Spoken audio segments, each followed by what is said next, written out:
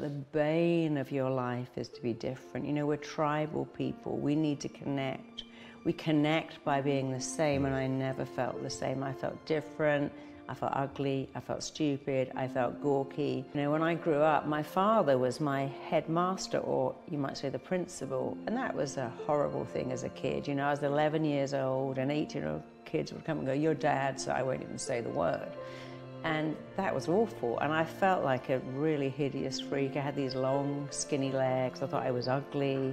And not only that, the teachers expected me to be extremely smart and bright, and I never felt smart and bright. In fact, I thought I was stupid.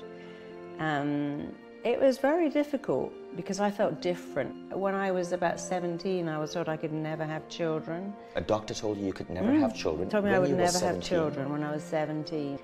But I also remember, even at 17, beginning to think, you know what, you must never give your power to other people. I began to realize that it was on me, not what my father told me, not what the doctor told me.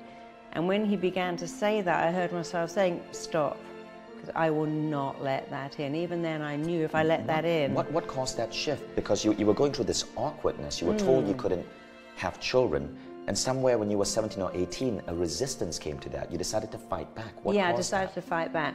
So what happened to me was quite interesting in that when I was 17, I had a gorgeous boyfriend who completely loved me, and I had a grandmother who loved me, and I realized that they believed in me. But then I realized something else. Oh, they believe in me, and that's changing everything. But how about if I believed in me? And I think that was my turning point, that if people believe in you, it's great, because up until then I really hadn't had that. But then I also understood that it's down to me believing in me. If I believe in me, I can change my life. So when that doctor said to me, you won't have children, I knew that I had to not let that in. And in fact, actually, I went on to get pregnant very easily. When I was pregnant, I had a few times when the nursing people said, well, you're going to lose this baby, and this baby's going to have all kinds of things wrong with it, going back to the diagnosis I had about why I wouldn't get pregnant. And in fact, my daughter was perfect. She was born perfect. And then I realized something important. I realized, because by then I had the nice boyfriend and I had the grandmother, I realized that the words you hear shape you, but the most important word you will ever hear in your entire life are the words you say to yourself. It's the words you say to you. And I began, you know, I got kicked out of college. I forgot that. I was asked to leave. And my father was very upset, and I did leave. And it was one of the best things that ever happened to me, was being rejected.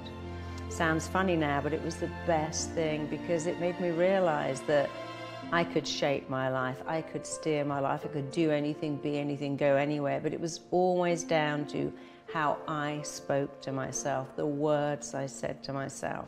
And you know, we give everyone else the power. Can you praise me? Can you make me feel good? But I realized it was down to me.